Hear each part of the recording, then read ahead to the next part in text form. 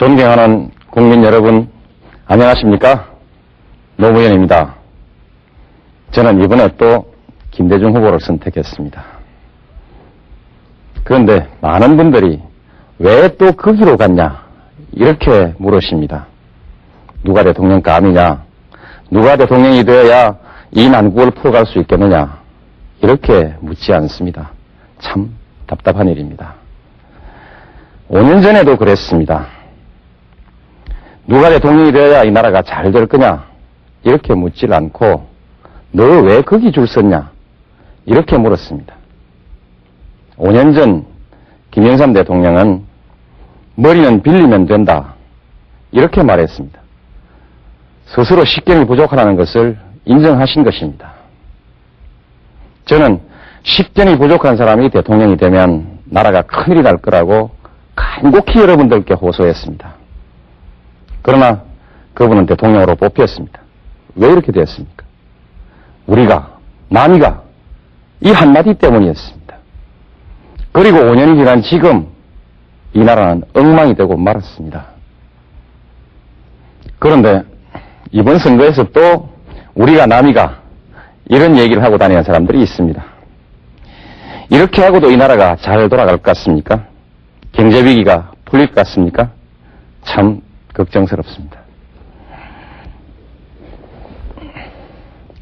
김영삼 대통령은 야당을 하다가 어느 날 갑자기 여당으로 가버렸습니다.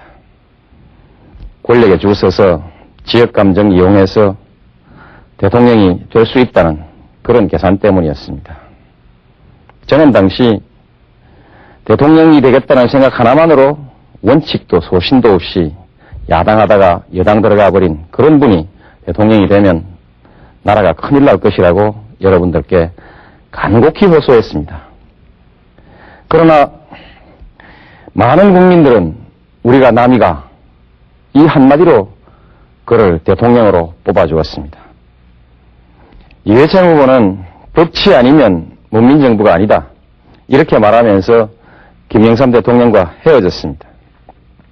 그것은 김영삼 정권을 민주적이고 개혁적인 정부로 인정할 수 없다는 그 인식을 분명히 한 것입니다.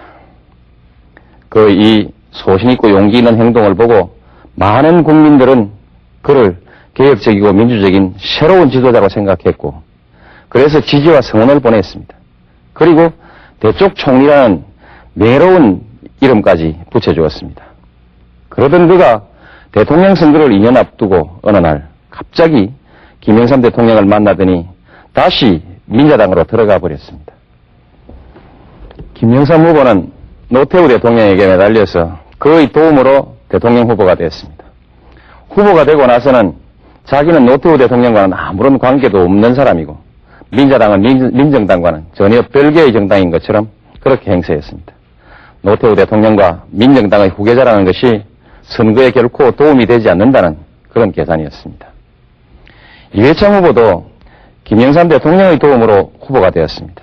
그 역시 후보가 되고 나서는 김영삼 대통령이 선거에 도움이 되지 않는다는 계산으로 오늘의 이 위기 사태에 대한 모든 책임을 김영삼 대통령에게 뒤집어 씌우고 있습니다. 그리고 한수를 더 떠서 당 이름까지 한나라당으로 바꾸어버리고 자기도 그리고 한나라당도 아무런 책임도 없다는 듯이 행동하고 있습니다. 5년 전 김영삼 후보와 닮아도 너무 닮았습니다. 원칙과 소신을 버리고 권력에 줄을 선 것도, 표에 도움이 되지 않는다고 정치적 후견인을 버리고 구박하는 것도, 우리가, 남이가 이렇게 지역감정을 부추기는 것도, 김영삼 씨를 대통령으로 만들었던 김윤환 씨와 최백열 씨가 5년이 지난 지금 또다시 이회창 후보의 선거 살인탑으로 나서고 있는 것도 모두 5년 전 그대로입니다. 만일 이들이 소위 그들이 말하는 대로 정권 재창출에 성공한다면 이 나라의 5년 후가 어떻게 될지 정말 걱정입니다. 이번만큼은 우리 유권자 여러분들이 달라져야 합니다. 우리는 우선 경제부터 살리고 봐야 합니다. 누가 자질과 능력이 있는지는 여러분들도 잘 알고 계시지 않습니까? 여러분들도 TV 토론을 보셨지 않습니까? 정치는 정당이 하는 것입니다. 후보 바꾸고 총재 바꾸고 당 이름 바꾼다고 달라지는 것은 아닙니다. 한때는 김영삼 대통령과 민주계가 민자당을 완전히 접수한 것처럼 보이기도 했습니다. 그래서 김영삼 대통령의 북방정책도 개혁정책도 모두가 그의 뜻대로 잘 돌아갈 줄 알았습니다. 그러나 결과는 모두 실패하고 말았습니다. 지금 모든 사람들은 그 실패의 원인이 오로지 김영삼 대통령의 무능 때문이라고만 생각하고 있습니다. 그러나 민자당 내의 560 세력들이 김영삼 대통령의 개혁정책에 대해서 사사건건 발목을 잡지만 않았더라면 실패하더라도 이렇게 처참하게 실패하지는 않았을 것입니다. 결국 김영삼 정권의 개혁정책은 당내 560 세력들의 조직적인 저항에 부닥쳐서 결국 실패해버리고 말은 것입니다. 그러다가 한보 사건이 터지자 숨을 죽이고 있던 민주당 내 560 세력들은 때를 만난 듯이 김영삼 정권을 흔들었습니다.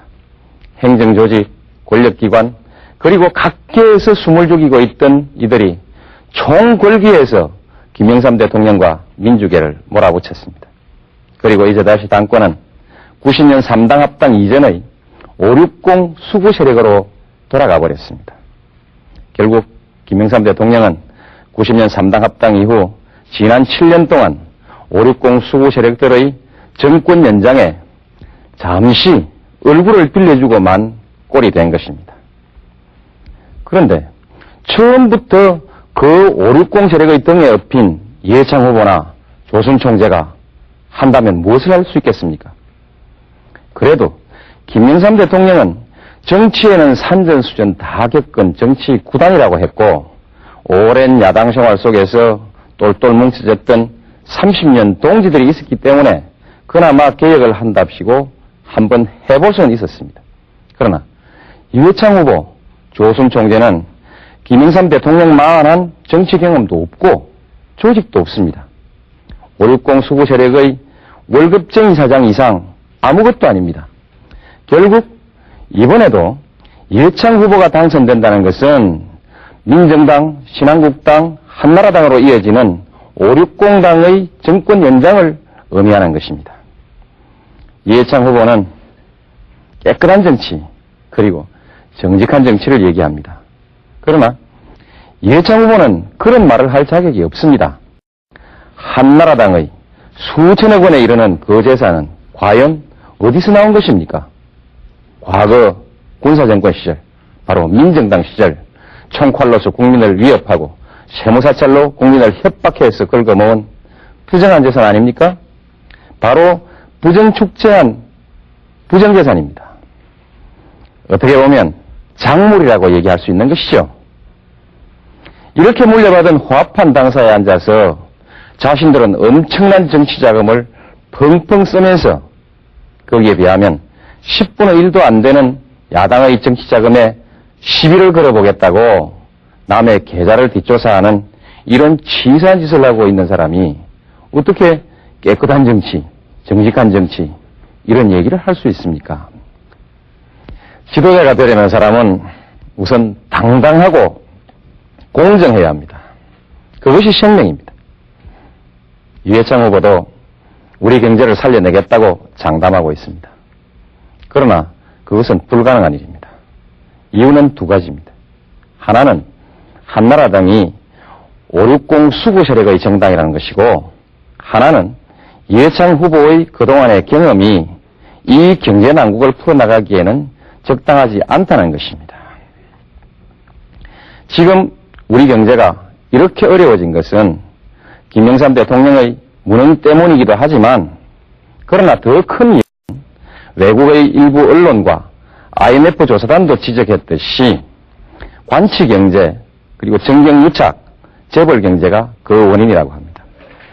이러한 경제구조는 바로 560 시절의 기득권 세력들이 만들어 놓은 것입니다. 이들은 우리 경제의 체질 개선과 구조조정을 반대해왔고 민정당, 민자당, 신한국당은 지금까지 바로 이들의 이익을 대변해왔습니다. 바로 신한국당이 이름을 바꾼 것이 한나라당입니다. 결국 한나라당은 오늘의 이 경제위기를 초래한 주범입니다.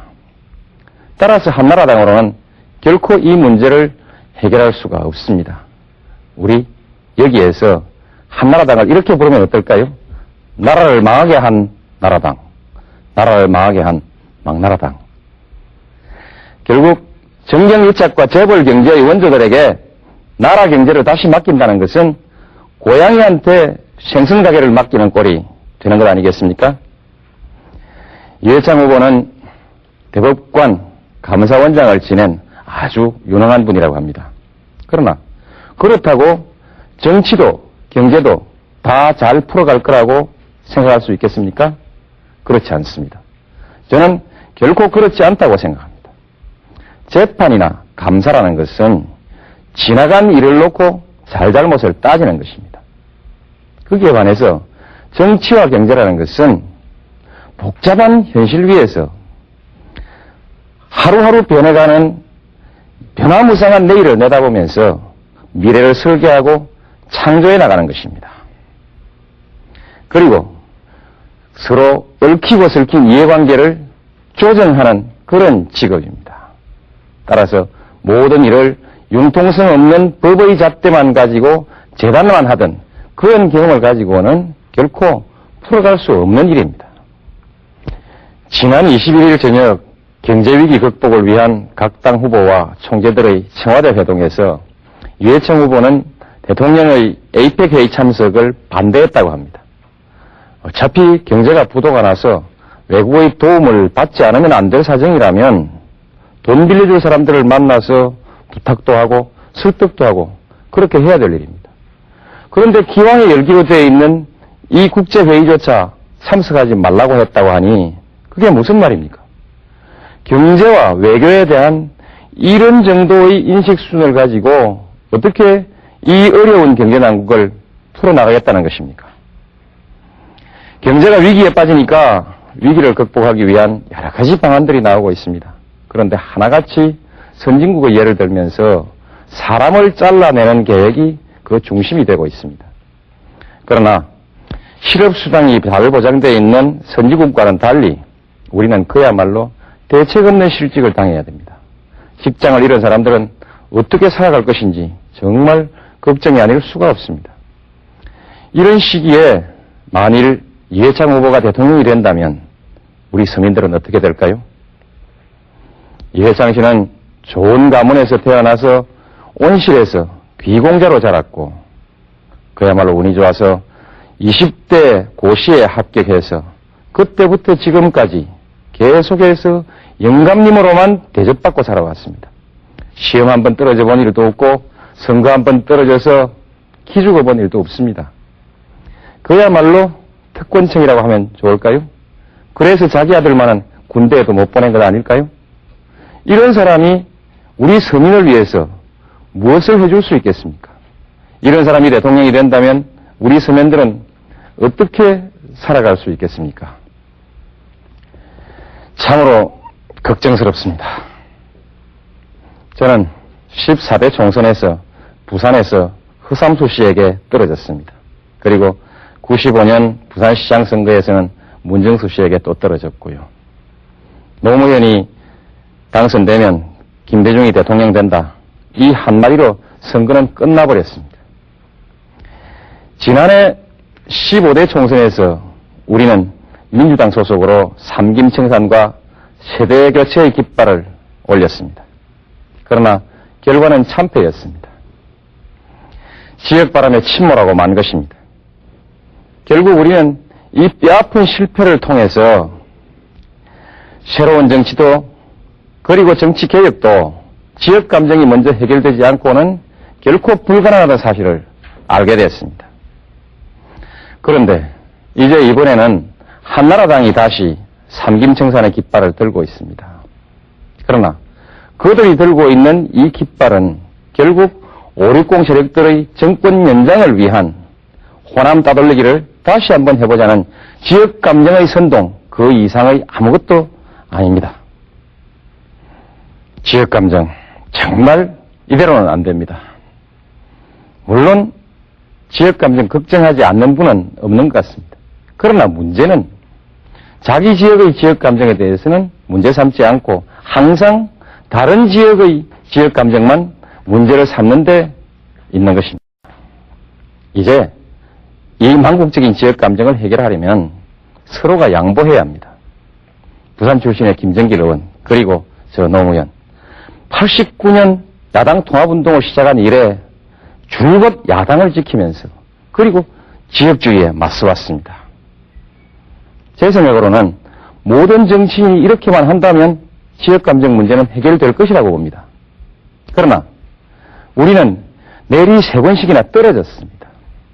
이상 더 정치인으로서 살아남기가 어려운 상황에 처해 있습니다. 어떤 정치인에게 이 어려운 결단을 요구할 수 있겠습니까? 이제 유권자 여러분들께서 결단을 내려주셔야 합니다. 그리고 이번에는 영남의 유권자 여러분들께서 양보하실 차례입니다. 물론 호남이 90% 이상 똘똘 뭉쳐있는 것은 사실입니다. 그러나 대구 경북 지역은 31년간 정권을 잡아왔고 부산 경남도 30년 야당 지도자 김영삼 씨를 대통령으로 만들어 보았습니다. 이번에는 영남 출신 후보자도 없지 않습니까? 이번에는 여러분들이 결단을 내려주셔야 합니다. 그렇게 하시면 호남 사람들이 얼마나 고마워하겠습니까? 국민화합이 따로 있습니까? 이렇게 하는 것이 바로 국민화합이고 동서화합이 될 것입니다.